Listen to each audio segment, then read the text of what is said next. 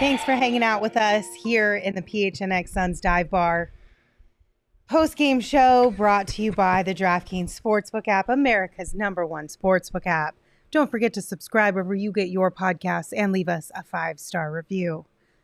Unfortunately, you guys, the Suns dropped the ball. They lost to the Trailblazers in overtime, 111-113. And this one hurts a little bit more simply because the Suns were up 5 with a minute and some change to go. And they just let the Trailblazers blaze on over them. Yeah, that's exactly what happened. Ahoy, hoy. It was a combination of things. It was missed free throws. It was turnovers. It was not being able to get a stop and not being able to keep Portland off the free throw line. And it was not being able to hit a shot. Like, Book missed a couple of very makeable shots down the stretch. I don't know if he was gassed or what, but it just that's a very winnable game. I'm not panicking by any stretch. It's 1-1. They started 1-3 last year. But, you know, those are the types of games that you look back on and like, yeah, we probably should have had that one. The bench shot 5 of 19. Mm-hmm. They had 24 points. Jock had an easy putback to tie the game and missed it. This bench will perpetually be the issue until they find somebody that can score off of it. I mean, if you look at it, you wasted a 59-point combined performance from Devin Booker and Deandre Ayton. I mean, anything from that bench and you win this game. I mean, they were better than 5 for 19. Looking at the numbers, they were 7 for something. I mean, it wasn't great, but like they outscored Portland's bench. But you, like, yes, to your point, like Damien Lee 2 for 6, Campaign 1 for 3, only played 17 minutes. Like the bench has to be better, and we knew this would be an 19, issue. I'm sorry, 7 I of miscounted. 19. So it's still, yeah, like I said, still not 50%. Still not great. They still outscored Portland's bench. Yes. But like, yes, it does have to, like, Campaign has to be better. We saw a flash of it in the fourth quarter. We didn't see really anything tonight. You know, I'm a little conflicted, and to go back to the bench point, you're basically playing with 4 of your real starters because Cam Johnson right now is going through some things. He's hurt or whatever's going on with his quad or spasms or his back or what. I don't even know. It just seemed like it was two different things throughout the course of this game tonight. And when Cam Johnson's not playing, now you're playing with 4 starters. So another guy off the bench is being supplemented into that starting lineup. Tonight it was Damion Lee, and now your bench gets weaker. And that's a problem. That's a significant problem. And, you know, and I'm also struggling with CP3 because I know his stats are going to say one thing, you know, in 10 points, 12 assists. Yes, that's good. But for this team at this moment and at this time, you do need a little bit more scoring from him because of what you're losing on that bench, you know, and there's stretches where CP3 is playing with the bench and his role is not to defer to Damien Lee in the corner for threes, right? It's gonna have to be a little bit more dynamic, and I'm sure he's gonna find it at some point. At least I hope. My eyes are telling me that CP3 looks a step slower. He doesn't look as last year. There was a little difference. Like he was just playing. He looked like he was really methodically going through the motions and getting everybody involved. This year, to me, visually, he looks like he's a bit slower. He doesn't really have the explosion to go to the basket as much. He had 2 layups tonight. Yeah, this is I don't know about two that. This is on Chris Like that was Paul. more than he had. 10 for, points, the first 12 10 rebounds, games. 5 steals, 12 assists, 5 steals, 4 rebounds. This isn't on Chris Paul tonight. I'm not saying it's on Chris Also, Paul. like- I said that I'm a little conflicted with Chris Paul because he has 10 points and 12 assists. But again, you know, he just doesn't look like he's as much of a scoring threat out there as you might need him to be at times. I agree with that, but I think it might be by design because we talked about this before the show as far as like approaching the season by quarters and trying to get other guys involved. I think that's what the focus is right now. You look at Mikal Bridges and Cam bringing the ball up more. You look at DA, he had 22 field goal attempts, which was one less than Booker. I think it's a concerted effort to get other guys involved.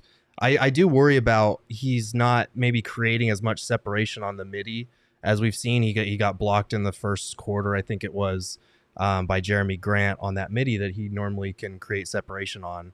That would be my concern, but I mean 10, 12, 5, and 4 is not. To be clear, I'm not talking bad. about the whole game, the game as a whole, right? Chris Paul, by and large, has made a lot of his money and a lot of his reputation here in Phoenix in the last 5 minutes of the game and in overtime tonight. Tonight, he didn't really look like he was much of a threat offensively. And then he had a crucial turnover. That was bad. Which was a really bad one for somebody of his ilk, right? At an inopportune time. And I felt like that was kind of what got the Blazers going. So we did say in the offseason we need Chris Paul to take a step back and we need the younger guys to take a step forward, and that we were willing to take some L's in that interim time where they were working out the kinks. Right. Yeah, so but I meant this is that time. But now. I meant in reference to him cutting back his minutes, not at the end of the games, just being whatever out there. I will give you the end of the game overtime. That's where you would hope. If this is the same Chris Paul, he'd be able to step in and take over a little bit. We saw a little bit of it tonight. He didn't do it in the way we've come to expect. But you and I have also been the guy pounding the drum that DA should be getting more shots. That happened tonight. He had only one fewer than Devin Booker, and he performed well. So there's some give and take there. But this falls, for me, at the feet of Cam Johnson not being able to stay healthy. Because not only does that hurt your starting lineup, it hurts your bench even more because Damien Lee has to now be out there for primary minutes. So, there's one guy that is sitting at home, and the chat's talked about it. Jae Crowder going, yeah, you need me, right? And I think this is validating some of what Jay felt this offseason, because we've seen it in the first two games. Cam can't stay out there. They have no real answers on the bench. They need to make a move with Jae Crowder to find somebody to help fill that Jae Crowder role sooner rather than later. Sitting on that till January ain't going to be the kind of thing you can do. Okay, so real quick, we do have a couple super chats. Two of them from Shane Diefenbach. Thank you, Shane. In regards to the Chris Paul conversation, he said, that being said, the Suns need to close games like this out. 100% agree. Shane also said, remember when the Suns... First one. And then that last one was the second one. Oh, well, okay, I read them backwards. My bad, Shane. Remember when the Suns went 1-3 after Harrison Barnes hit a buzzer beater? That team set a franchise record. Not time to panic yet. Can I give Shane some free advice?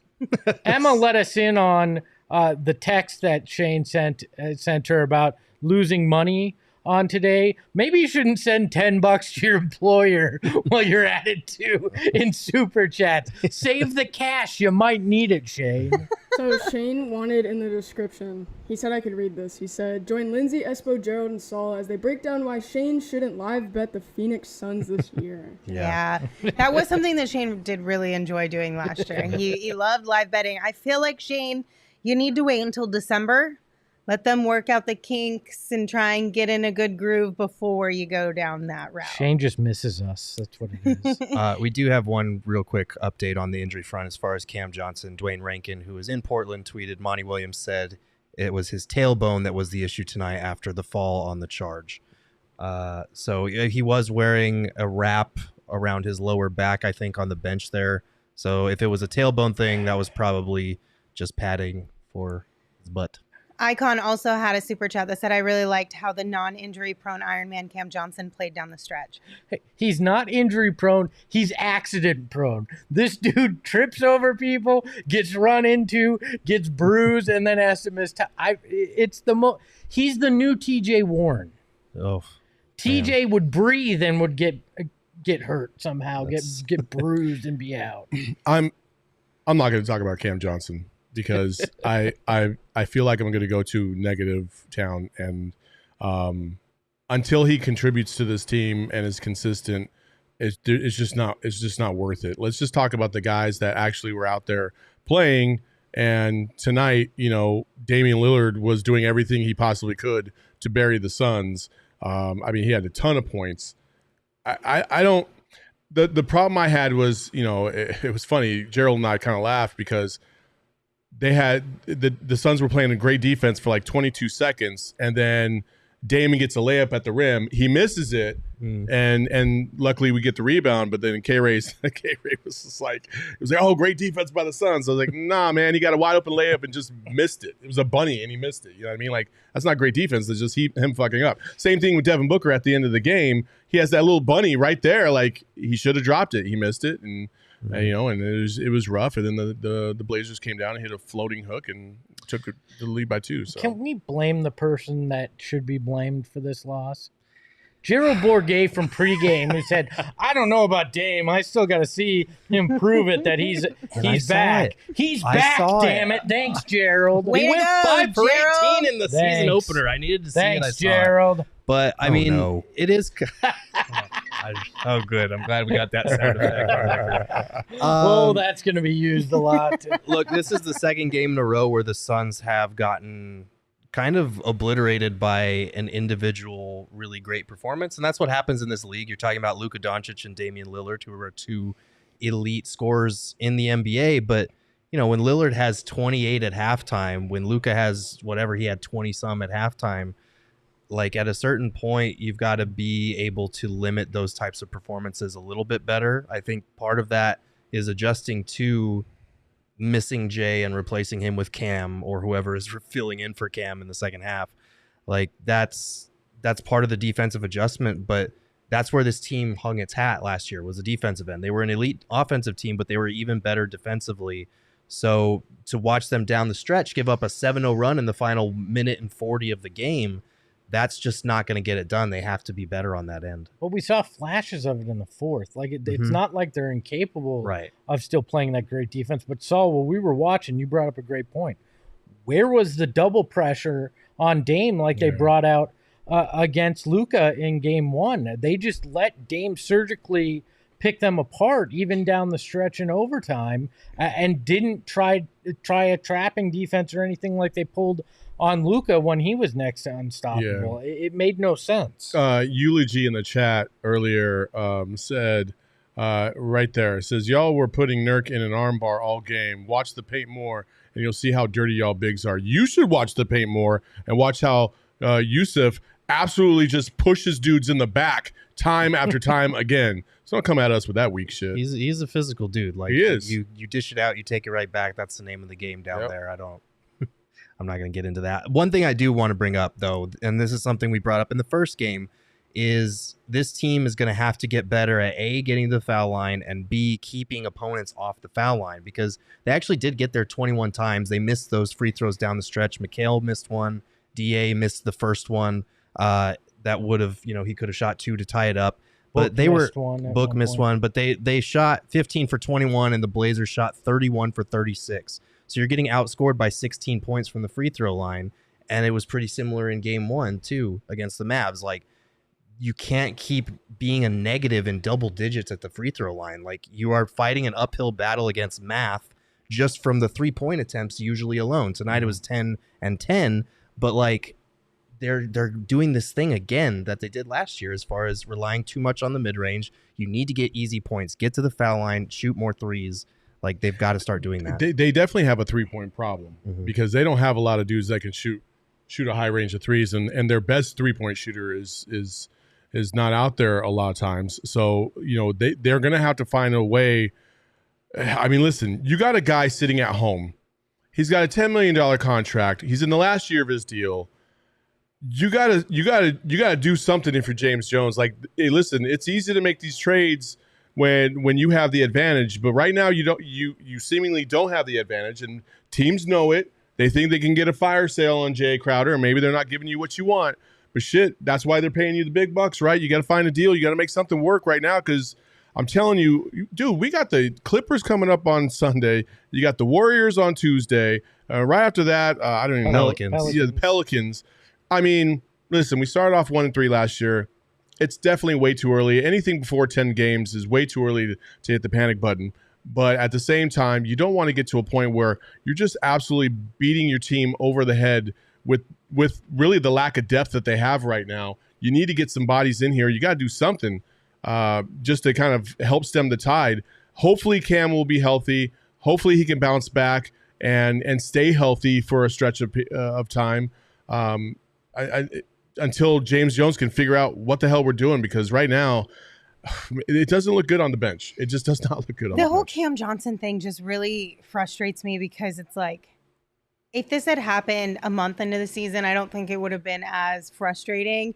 But we quite literally just had a conversation at the start of this week about Cam not getting paid, and everyone saying this is the time for him to prove it. This is his year to take another step forward and really show everybody in the starting unit what he's capable of. And in the first and second game, we already have lost him. And I don't want to go too far down the rabbit hole here, or have the debate of is he or is he not. But it sucks.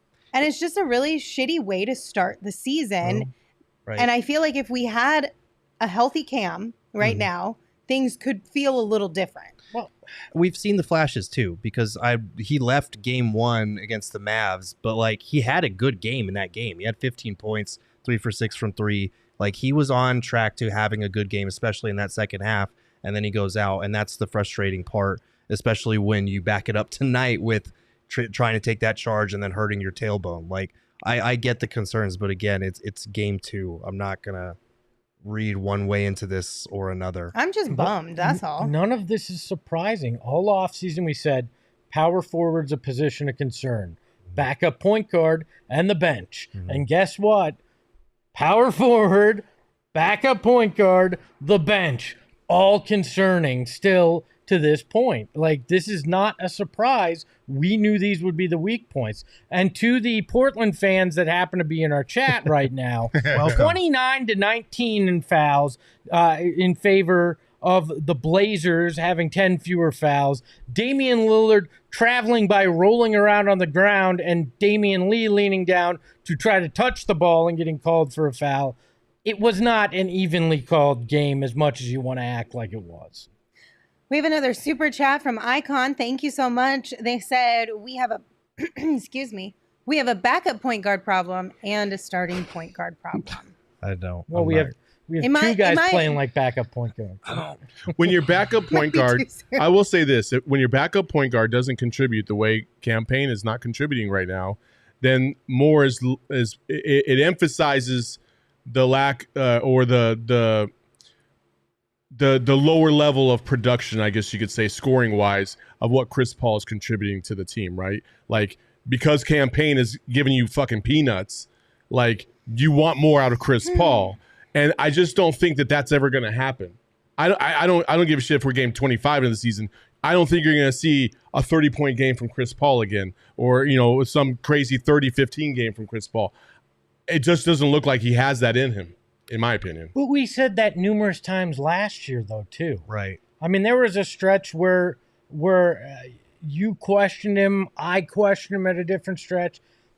This is what we've seen from Chris Paul at times. So I'm not panicked about Chris Paul. I was there. I understand where you're going with that, but I would have been with you this year had I not seen 5 straight games of what he did in the second round against the Mavs when you absolutely needed him the most. Yeah, but you go back to the Pelican series and you saw vintage Chris Paul. So I don't know what to believe at this point. And again, you look at the numbers tonight, and he had a good all-around game. He just didn't come through with shots at the end. And I think if Jock hits that putback and they win in double overtime, we're singing a different tune right now. We're still saying, Chris Paul could have played better. The bench could have been better. But look, they get it done again. The crunch time Suns. And he was the one that hit the jumper to put them up 5 with 1:40 to go. And then after that,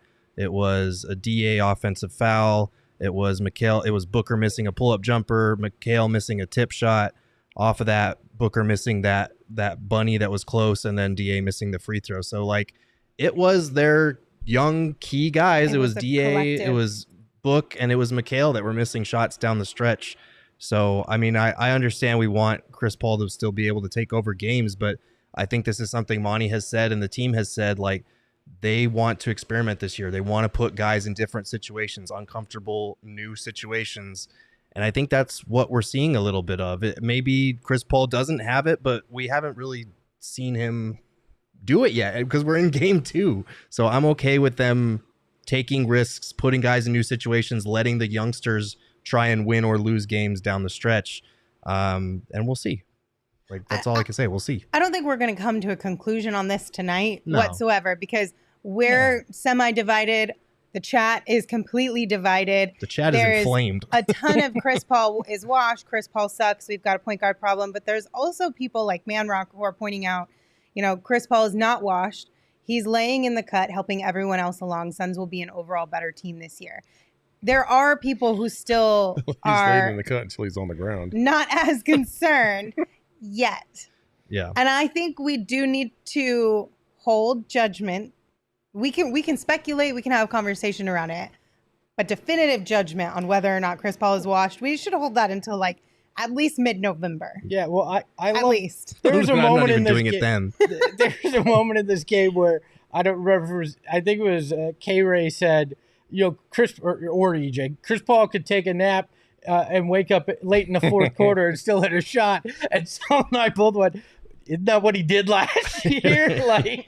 So I get it. I understand the frustration.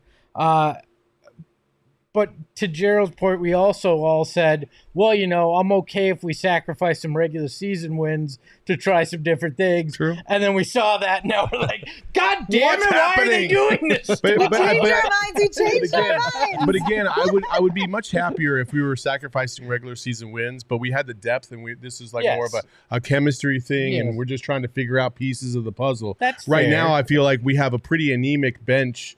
And the starters are going to have to carry the load for the most part. Mm-hmm. And when the starters, falter any small way, it's going to be a loss. It's going to be a loss this season because you don't have the bench that's going to be able to support it. Jock is still trying to find his footing within this team. Mm-hmm. Campaign has been the campaign of last year so far. He's become MIA. He's not, shooting at a high clip. He's barely taking any shots when he's out there. And everybody else, Damien Lee's been probably the one bright spot that has contributed, especially defensively. Yeah. Okogie will give you some stuff on the defensive side. But he's more of a nuisance. But scoring. You need some scoring. Somebody's got to put the ball in the basket besides the 4 guys. And I keep saying 4 for a fucking reason. It's because Cam Johnson's not out there. You need these 4 guys to step up and score. Mikal Bridges needs to do a better job scoring. He's got to be a lot more. At the beginning of the game, it looked like he was going to drop 20 tonight at least because he was being pretty assertive. And he continues to be. I appreciate that. But you got to start hitting some buckets.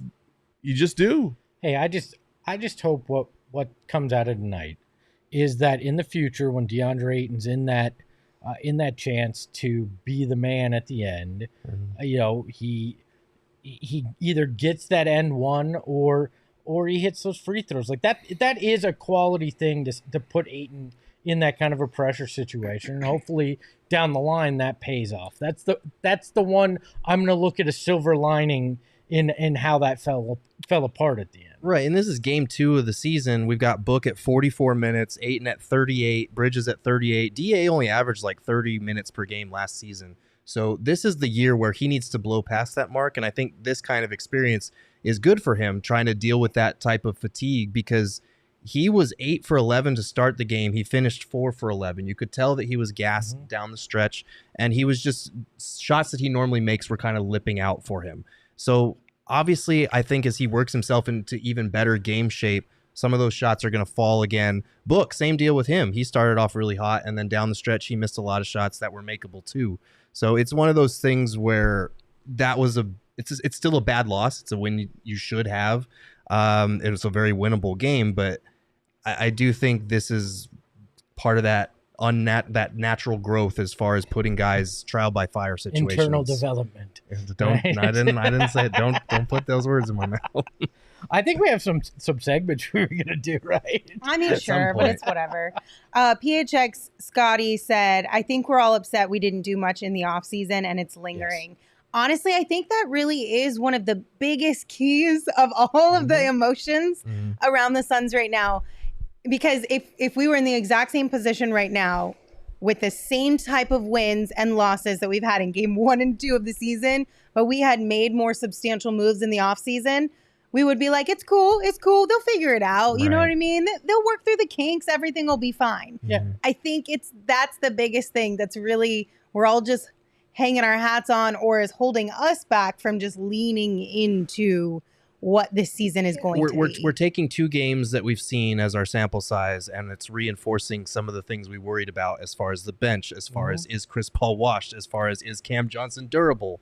And so far, everything we've seen is confirming those fears. But again, I will say it's the second game, so I'm not going to get worked up. I think the frustrating thing, like I said earlier, is the fact that we all saw these issues, these potential issues. We're not the ones getting paid millions to make roster decisions, yet we all could see it. So it's frustrating that James Jones didn't have some plans to fill these gaps. Now maybe guys he brought in, they magically blossom, and by November we're like, man, bench looks amazing. I just doubt it at this point. Yeah, that's exactly my take. Is that we've been clamoring for James Jones to do something for the most part. We thought, okay, we're gonna give him some leeway because if he pulls off this Kevin Durant thing, then holy hell, that's a game changer, and you can live with whatever the results were. But that didn't happen. And once that didn't happen, it was like, okay, what now? And we thought and hoped that he had a backup plan to kind of solidify this bench, and then that didn't happen. So it's I don't think it's going to be a long season. I think it might be a long next couple games because these guys they're going to have to try and figure out. And I don't know why. We were talking about the schedule, and I'm like, man, I don't want to play the Pelicans. Yeah, they're looking pretty good. The Pelicans right now. Mm-hmm. All right, don't get too far ahead of yourselves. just guys, don't get too far ahead of yourself. Thomas in the chat asked, flowers from Lindsey for players? Yes, let's do that. Let's focus a little bit on some of the positive parts of tonight's game. And we're going to start by naming our Draft King of the game. Tonight, it's going to go to the one and only Devin Booker, who finished with 33 points, 5 rebounds, and 3 assists. Book, like you said, he played 44 minutes tonight. He did try to put this team on his back.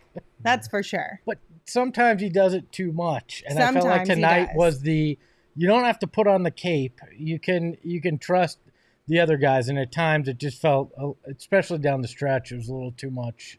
I got to be Superman, which you don't have to all the time. Yeah. Listen, he's Devin Booker. He's going to be fine. He's going to, I'm not worried about whether or not he's going to turn it around. Like, I know he's going to figure it out. And he's, game shape is a real thing. It takes a little bit of time to get, especially when you get into those crunch time minutes. You get into overtime, especially, and you play 44 minutes, man. That's tough. That's tough. Like it's going to take a while to get those legs up to where they need to be, so where he can finish those shots in the late fourth quarter and in overtime if we should get there again. So I'm not worried about Devin Booker. He played very well tonight. Couple things that I'm sure when he looks back at the tapes, he's gonna be like, damn, that was a missed opportunity. But overall, he's fine. I think the saying is, we good. Yeah, we good. We good. We good. Also, there's a couple people in the chat saying I'm being negative, and I'm like, no, don't confuse negativity for reality. Like, I always try to keep it real, and I love this team. I love the Cardinals. Jose and I went at it the other day because he was mad that I picked the Saints to win the other game, because I just wasn't feeling what the Cardinals were putting out there. Tonight, there's a couple things that I'm concerned about, but it's the same thing we've all been concerned about this entire time. So I'm not reinventing the wheel when it comes to this. And there's going to be some adjustments that are going to need to be made. We have to account for the fact that we do have 4 guys that are consistent in the starting lineup, and 1 guy that we hope is going to be consistent in the lineup. And until that changes, it's just going to put a lot of pressure on the bench. That's it.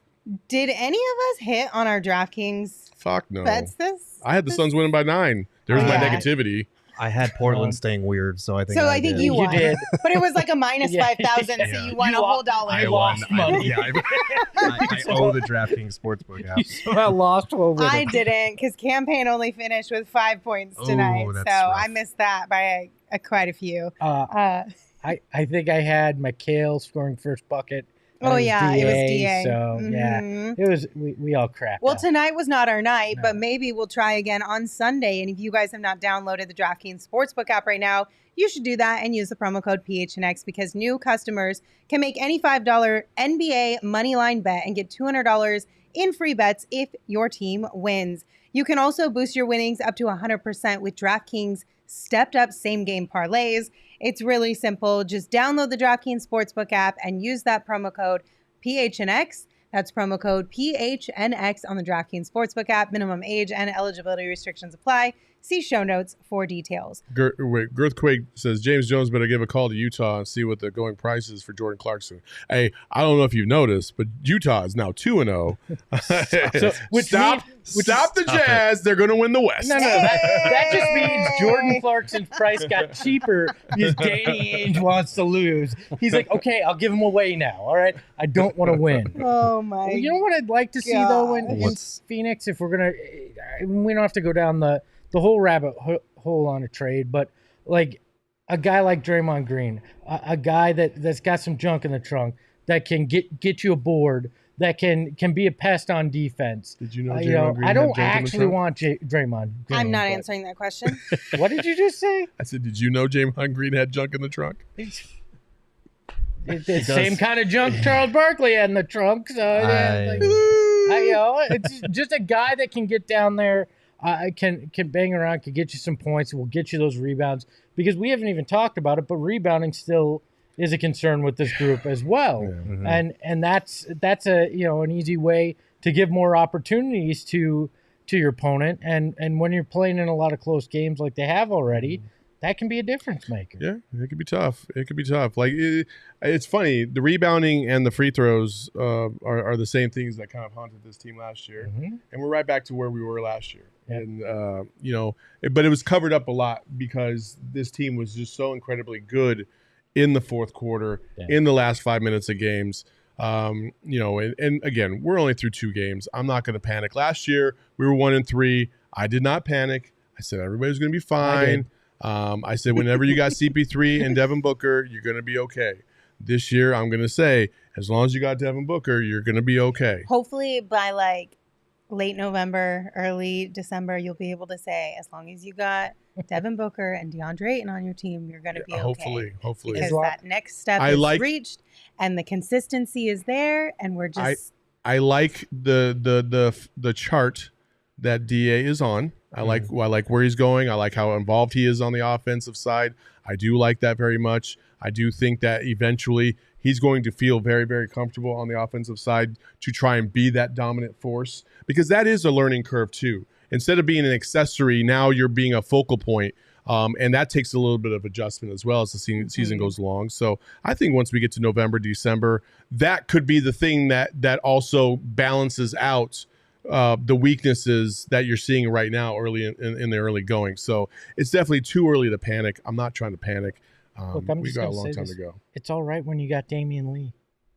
I mean, okay, Damien Lee Saul just has no response. I am not responding to that. like, I was caught off guard by emoji your that wife's just has, comment. like, Is what I was caught off guard by. Okay, good. She said, "We all know you like junk, like 34." Yeah, I loved Charles. So what's your point? Okay. Charles, it wasn't Charles' big ass why I liked him, but yes. Anyways, can we please move back on? to Damion Lee. Thank you. Let's talk about that guy. Sure, I'm just reading one the chat. second. That's all I'm doing. The chat keeps saying, "Oh, Jae Crowder's that guy." Jae Crowder was not that guy. Jae Crowder isn't a dominant rebounder. Like that. He can be a pest defensively, but he's not a dominant rebounder. So no, that wasn't what I was talking about. Jae Crowder, yes, could help this team. Jae Crowder is not the answer to all of this team's questions right now. And I think we just need to come to terms, because I've seen a few people in the chat be like, is there a chance that we could reconcile with Jae? James Jones should be heading over to Jae Crowder's house with a big old bag of money. Like, in my opinion, that ship has fully sailed. Like, there is no coming back from this type of beef. But like, when a player literally refuses to play for a team and the team and the player come to an agreement that that's cool, there's no coming back from that. It's just not. It's not like James Jones could call him up and go, "We were on a break." Yeah. Like, it doesn't work like that. Yeah. So anyway, back was to for you, Damien Saul. Lee. Well, but- Let's talk Appreciate it, about but- Damien But Lee. wait. Before we get to Damion Lee. No Damien. No, but before we get to Damion Lee, like Jae Crowder and this whole situation, like I understand people want Jae Crowder, but at the same time, I'm like, is Jae Crowder really going to risk just not playing for like half a season or possibly the whole season? Yes. That's crazy. He's a headstrong / stubborn guy, however you want to call So it. he's just going to sacrifice $10 million like that, huh? No, he's I still think getting he's still paid getting right paid. now. And Until the team says, you know what, we want you to come back, and he doesn't want to come back, and then they say, okay, well, now we're not going to pay you. look at this. I get it from his perspective, Right? though, too. If you're not, Am I wrong? I mean, I don't know if it'll get to that though, because I think the Suns, their approach to this by taking that route when Jae Crowder basically told him, "I'm not coming to training camp." My guess is that they decided to label it mutual so that other free agents, other players around the league see that as, okay, they're trying to do this guy a solid and trade him instead of fining him for not showing up, because then it makes that whole situation look a lot worse. and I don't blame him, because if he has no contract for next year. He comes and plays for a team that doesn't want him and that he doesn't want to be with, and he gets injured. Like, then I get it from his perspective too. Do you want to talk about Damion Lee? Yeah. Damien Lee. Damien That's Lee. the one on the Damien Suns, Lee. right? Damien Lee. Yes. Yes. So Damien Lee had a really good fourth quarter. Obviously, we did have to go to overtime and we didn't win this game, but it was fun to see him in the fourth quarter. He hit another big three late in the game. He got a steal and a good rebound. Like, he was playing really good defense, had a lot of energy. I mean, he had great energy all game long. Yeah. Defensively, especially. I think from time to time, though, he still he falls asleep a little too much defensively. I think there's a learning curve. And it catches him. That's why he gets the fouls that he gets. To me, it's because he's out of position, not necessarily technique. It's just he just is not. He's not attentive enough in some of those instances. But I thought overall he played very well. Because you know what you're going to get from Damion Lee. You know you're going to get hustle. You know you're going to get some defense. And right now, what he's contributing from the 3-point line is kind of a bonus. Like I don't expect that at all.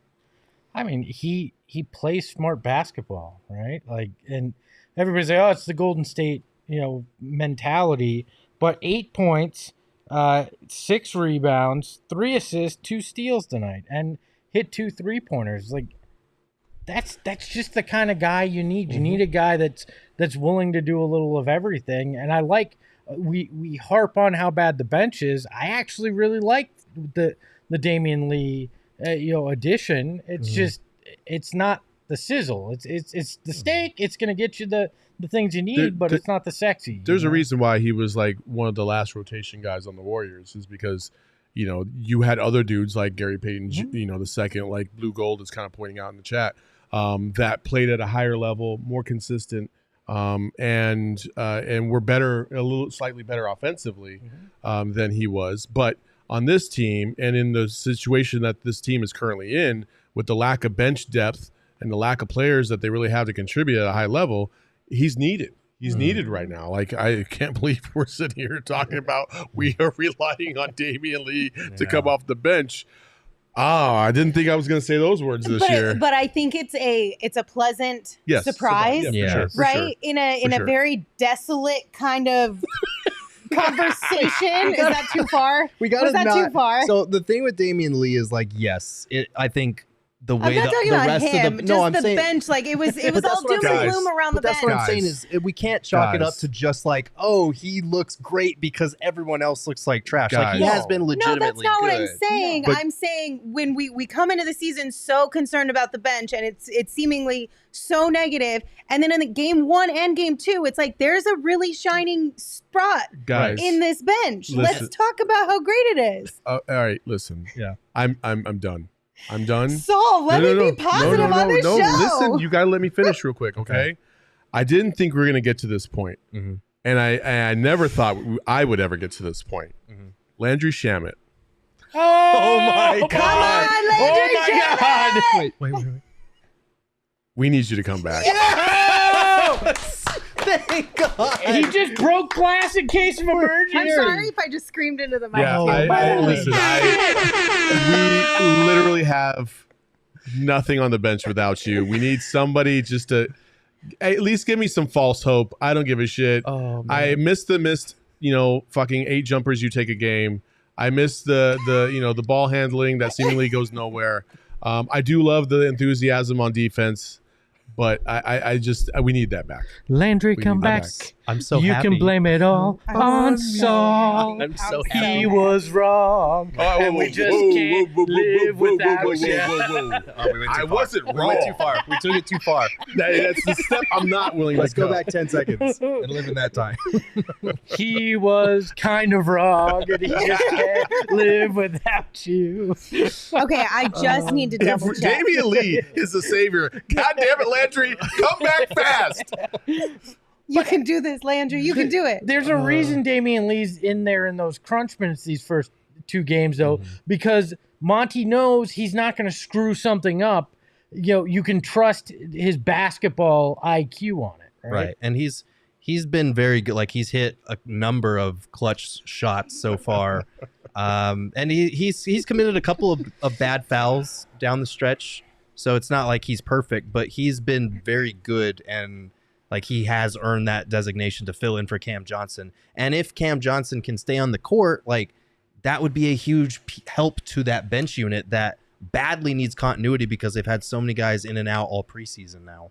Like, they need some sort of stability, and you can tell Monty's still kind of searching for the right rotation because right now he hasn't found much from the second unit.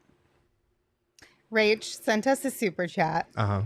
Thank you so much, Ray. It said, Saul, here are your flowers. Aw. The chat is so proud of you, Saul. Growth. They are This is so growth. proud of your growth. Growth.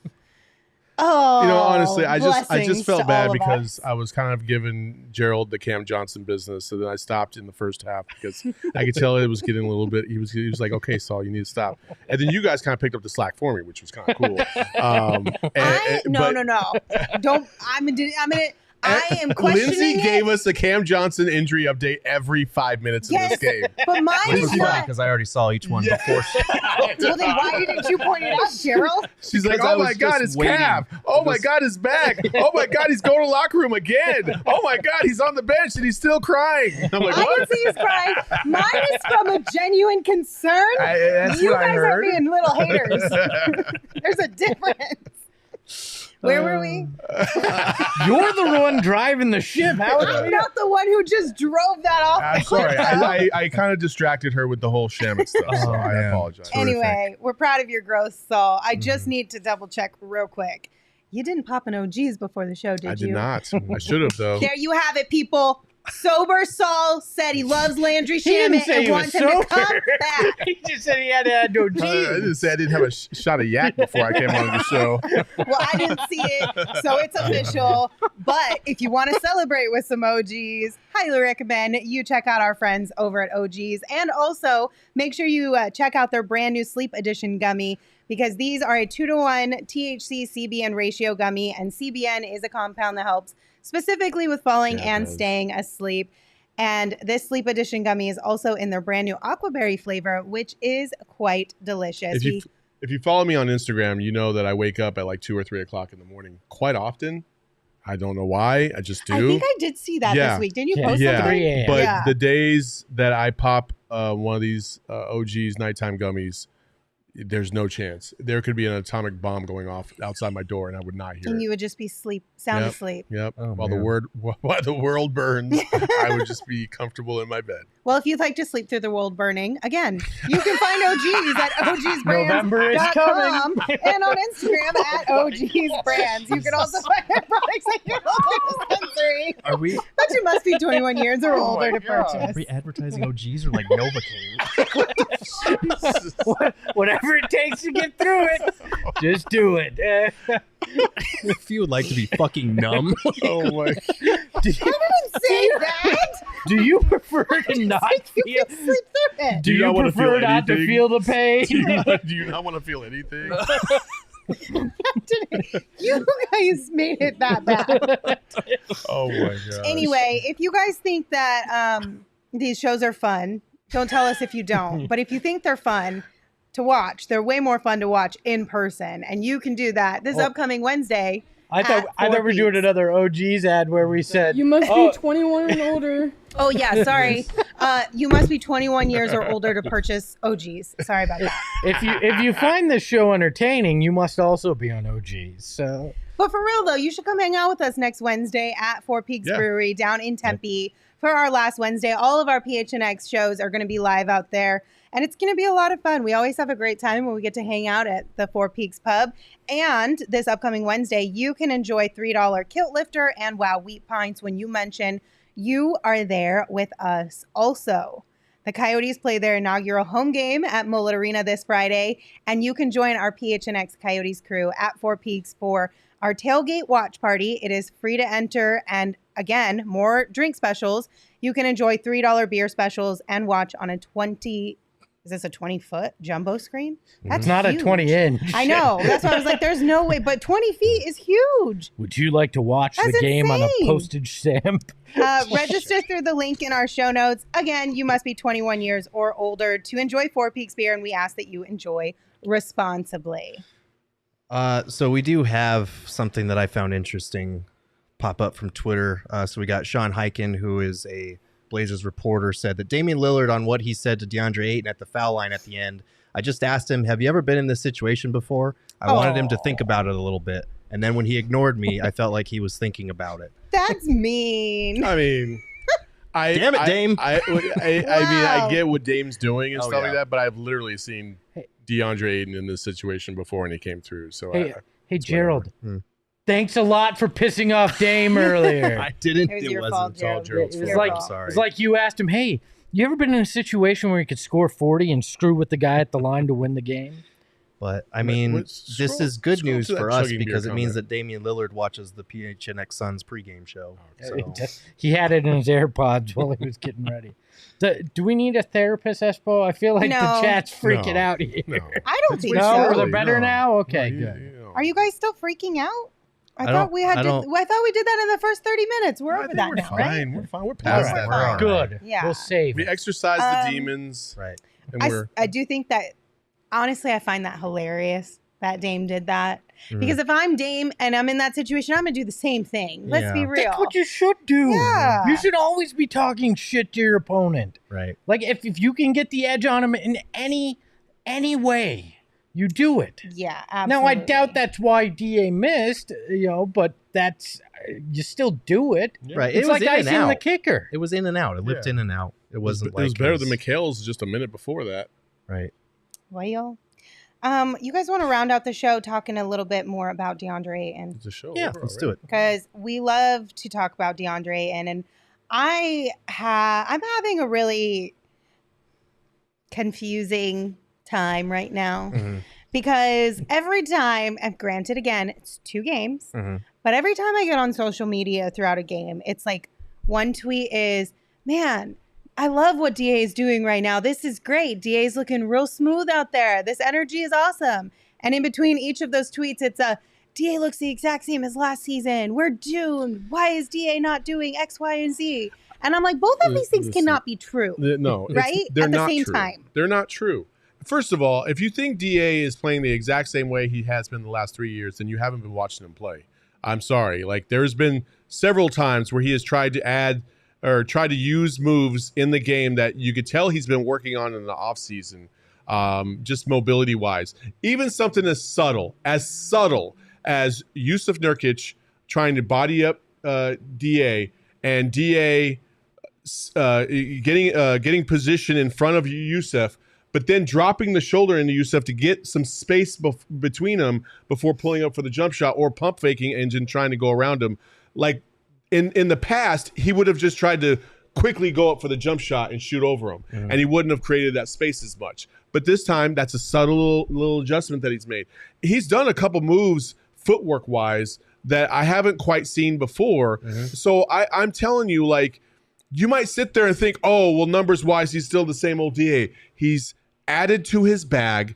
He's going through the motions to try and work these things into game situations. The team is actually running sets to focus more on him, and that you can tell it is a point of emphasis, like we've all been clamoring for a long, long time. It's going to take a little bit of time, but damn, he had 26, right? He had 26. I think because people are so divided on the DA spectrum, the people that are skeptical or critics of him look for the mistakes, and when they see one, they use it to confirm what they think about it. They see the play where he caught the ball in the short roll and he had space to take one more dribble and didn't. They see like the mistake where he had that turnover, similar situation on the short roll, and they use that to confirm their own bias. I think DA has grown a lot. If you look at just the bag that he had in that first quarter where he was going off, the different types of moves, jumpers that he was hitting. He hit that 3 from the top of the key. He did have that one play where he caught the ball in the short roll, put the ball on the ground once, and went up for a layup. Like, he's shown growth in these areas. I think tonight, faltering down the stretch, finishing 4 of 11, that was more due to fatigue, having not played 38 minutes in a while, having not played NBA minutes since... Everybody and their mom was sucking wind out there. Right. It's been 5 months since May. Like, that was the last time they played meaningful 38-minute basketball. Like, there's some bad luck, too. We had a few that rimmed in and out on what looked like nice takes. Like, look, DA Anon is always going to look for the alternate facts, right? They're just looking... It's just trying to find the bias to validate what they're feeling, what they see. And at some point, we just need to move past it. Criticize him when he's bad, give him praise for what he's doing well, and accept that this guy's growing, and hopefully he gets to that all-star level. Like what I said tonight to these guys was, two things can mutually exist. Yes. You can say, damn, we probably should have taken Luka instead of DA. That's okay to say that. At this point, Luka's a top 5 player in the league. Okay, that's fine. All right. But you also don't need to punish DA for what he's trying to do with this team and feel like you need to dismiss what he's doing because we should have went with the other option. That's already gone. We didn't go with the other option. And so did 4 other teams. They just passed up on that option. Like, you could still support your dude and support DA, and you don't have to feel the need to constantly bag him to confirm what you thought you wanted in the draft. Like, okay, well, that ship sailed. Now support your fucking team. Also, if you want to point the finger at somebody, point it at whoever you want to that's in the front office or was in the front office. Like, send it towards those people, not DA. It's not his fault. He didn't get to pick the team he wanted to play for either. Right. And you want him to make those 2 free throws at the end, but outside of that, what more do you want out of this guy tonight? Well, and the thing is there are going to be mistakes, but every single athlete is going to make mistakes at times. And the goal is to get better and to limit the amount of mistakes you make as time goes on, but mistakes are going to be made. You can't focus in on just the mistakes and ignore the positives. Right. Like the 3-point bucket he had. Yes. Which was super fun. And DA, we should note, too, has always been very receptive to constructive criticism. He's been very receptive to instruction. And he's taken a lot of his experiences and learned from them, as far as like the Bucks finals series, like where he said he wanted to be better and he had a better season and was better in the playoffs. Like, We've seen him take the negatives of his career, the learning experiences, and build on them. And this, I think, is a good example of being a higher usage player, how much it takes out of you, playing 38 minutes in overtime, how much it takes out of you in the second game of the season. Like, he's going to get better at these things. And that's the whole point of these types of games is like you get those learning experiences so that when the playoffs roll around, when the end of the season rolls around, you are way more comfortable with it than you were a couple months before. Such as missing free throws. Yeah, exactly. It's okay. If you miss free throws in game number 2 of the season, I don't really give a shit. Also, I want to see you make them in the playoffs. Fault. Like, it's going to be fine. Like, son of a bitch. Like every single great player in the history of this game has missed free throws in a crucial time. Kobe Bryant in his first playoffs, Michael Jordan against the Celtics. Like, it's happened. Chill. Michael Scott. It'll be fine. Michael Scott. Miss 100% of the shots you don't take. Exactly. Michael Scott. Speaking of comfortable, These chairs are mighty comfortable. We were speaking of Were we? Yeah, one of you said comfortable, Okay. and it pinged in my head, and I said, "Oh, you know what? Let me tell the people Hey, about Emma, more how's your furniture seat? Is that one comfortable? and all of their comfortable, what? beautiful furniture Don't. DA didn't look comfortable at the line, but available you know what is during their comfortable? fall sale at morefurniture.com. Plus, you'll receive a $100 gift card for every $1,000 you spend. So get ready for the holidays. Get a new table, maybe a new one of those things that you put underneath your Christmas tree, like the little basket or the box that you put your Christmas tree in. You know what I'm talking about? I don't know. No. No, it's like a basket thing. Do You you buy 'em put usually your in the Christmas furniture tree in a stores. planter? Like what? You don't have a basket. You put your Christmas tree in like a big basket No, that sits around it. A basket? So it looks pretty.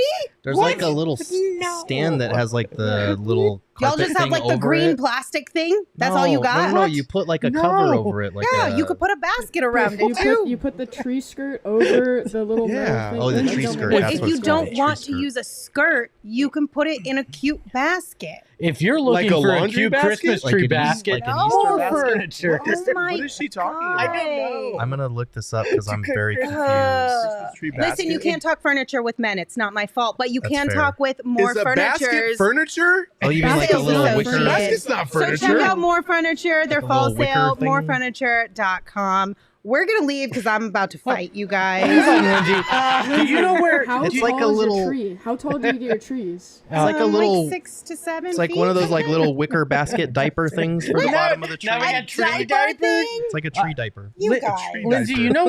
you know where Dame Lillard can't make you uncomfortable? Where? Where's that? In a chair from More Furniture. Go to morefurniture.com for more information. It literally, if you literally go and say Christmas tree basket base, look, let me brighten this so y'all can see it. A We can't see basket. it. Who The puts chat their can't see it. Christmas I've tree in never a seen it. Literally, basket? there That's are the this most- many that's people the- on Pinterest putting their Christmas tree in a basket, and it's not. clearly It a is thing. not a skirt. It is definitely not a skirt. It is No. legit a basket. basket. First of all, that's the most freaking No, this is adorable. pottery barn No. bullshit I've ever seen in my You know what life. that looks, Can you you see know what this? that looks like? Like you're getting ready to throw the damn tree out, all right? That's what you do after Christmas. Anthony It's looking- Totri in the chat I says, mean- a basket is not furniture. But you can buy baskets at a furniture store.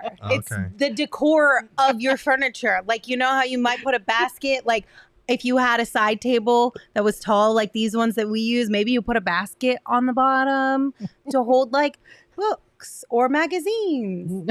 Dude, that's All so right, old. Books in a let's up your basket? home during More That's- Furniture's fall sale. You can follow Saul at Saul_Bookman. You can follow Basket. channel- That's just like that's such dressing a as like Scottsdale thing to put around your tree. Who's dressing as a Christmas tree for Halloween in a basket now? Which one of us? Like hop around my little You basket. know, hey, you know what the fucking Secret Santa this year's gonna get from Lindsay? I'm giving you a dang basket. That's it. That's it. You're all getting baskets. Oh. Okay, goodbye.